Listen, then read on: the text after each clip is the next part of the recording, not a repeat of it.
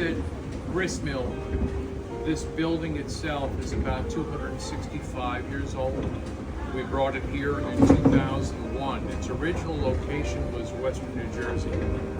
The beams probably were, these are all hand-hewn beams. They didn't use saws back then. These beams, many of these beams are cut in the late 1750s. So the land records for this building, being a mill, was filed in 1760, which is 16 years before the Declaration of Independence was signed. Now, the owners of this mill were three brothers, and one of them is John Mott. They were the Mott brothers. John Mott is depicted on a very famous painting called Washington Crossing the Delaware. There's a man on the bow of the boat Washington is in. He's wearing a coonskin hat representing a scalp. Well, historically, that was Captain John Mott of the Hunterdon County, New Jersey Colonial Militia. What he's doing is he's crossing Washington and the Continental armies across that icy Delaware River, Christmas Day, to fight the Battle of Trenton, New Jersey, and win it. Well, that was Captain John Mott. This is Captain John Mott's mill. So we saved this mill because it was pretty much coming apart. We acquired it and we brought it here and we reassembled it the way Captain Mott had it. We have a water wheel outside, which was made by some of our craftsmen. It's an overshot water wheel. That was made about a year ago, and it works perfectly for us. It's a man-made pond. We're too far off the Brazos River, so we simply made a man-made pond and we recirculate the water.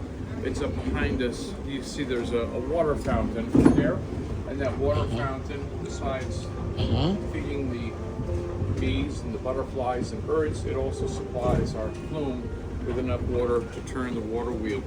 The water wheel has a shaft, of course, coming into the basement, and then if you can see over here, there's two belts coming through the floor. All those transfer power from that water wheel upstairs, and this is the shorter belt, which is operating the horizontal shaft. And you see that gear back there? Yes. Okay, well that drive gear, the teeth are made out of wood. That's how it was done back centuries ago. If you broke a tooth, you simply put a new tooth in. Look like this. You whittle those in your spare time. That's the most likely piece to break, so you're able to replace that without being offline for more than a few minutes. So that gear, of course, operates the vertical shaft, which you can see going up and disappearing underneath the stanchion. Yes, that's the one that's going up. Well, that vertical shaft actually goes through the wooden stanchion and through the bedstone. There's two stones here. You see the bedstone is like an iceberg. You're just seeing the very top of it, but it's built into the wood. That's a stationary stone, hence the bedstone. And this is called the runner. And the runner actually is sitting on that vertical shaft. So that's taking the weight. That whole shaft is on a fulcrum, and I can raise and lower the shaft by a slight turn of this wheel and make my adjustments throughout the day, depending on how the product is. How thin you want to go. And or basically just depending on temperature and atmospheric and humidity and things like that. So what we have here is unsifted, whole, organically grown flour. And this is all of the components of the wheat. So that's the bran, the wheat germ, the oils, and the starch. And if you want to go ahead and exercise your rule of thumb on that and feel how smooth it is. That's unsifted. Yeah, that's crazy. Whole. So that's going to be on an organic grown wheat. That's 29 naturally occurring vitamins and minerals, unlike much of the store-bought, which has been either removed or bleached out. They replace it with 4 B-type vitamins and iron and call it enriched. So you got 5 in and 24 missing, but that's all 29 vitamins and minerals. They're organically grown. The whole 29s are in there. Yes. Awesome. Yep. So We have a bin upstairs with a few hundred pounds of wheat berries. It comes down through a clear plastic tube, which they did not have in 1776. Yeah. But you can see the wheat berries, and it goes down into that tray, which is right there. The tray is called a cradle. It's called a cradle because it's rocking back and forth.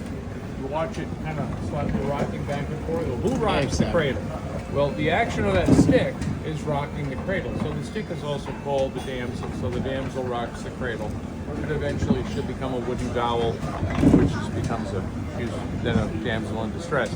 But it's right there where the grain falls into the center of the eye of the stone. So the grain is, I can determine the flow with a very sophisticated computer called a wooden knob and a string, and it's 100% effective as long as it's online.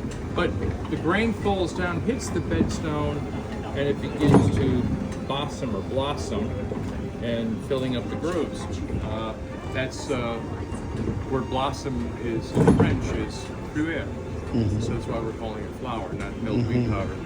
So what goes in is the hard white wheat berries, and then all around the stone in this track comes the flour, and these are just 2 sweeps. It helps it over here to the chute and then down into the bucket. Down to the bucket. For us, the run of the mill is we're doing about 30 pounds a day, but we're running 1 shift, and I'm after quality, not a quantity. Although this is a producing mill. As a matter of fact, water-driven stone is the last operating mill in the state of Texas in that capacity. So we have something very unique here, mostly historical. And the whole environment, everything it's so unique. It's not just a meal, but everything is. So everybody needs to come here at least once in their life, for sure. We agree with that. Would be great. Yeah. So you guys will be able to come. I'll be putting all the information for you guys to get in touch with this beautiful project. And I encourage you to come. And next time in Texas, take the time to come and visit this beautiful mill. I'm impressed. I'm doing this for a little while. Since I was 7, I'm 58 next week. But this is fantastic. You have to come and see this, Bruce. You have to see it. So we have a limited amount of production from this stone. It's only spinning at probably less than 10% of its original run of the mill speed. But if that were the case, it's 200 years old. I'd like to get another 100, 200 years out of it. But if it was spinning at a high RPM, this piece of furniture would have to encase the flour, would be flying all over the place. So that mill furniture would also prevent you from seeing what's going on. So we slowed it down, and then we opened it up so people can see what's happening. Yeah, this casing will be almost covering this, but in order to see the magic happen, it's just matter to show the whole process. That's amazing. I'm really impressed. I really love that.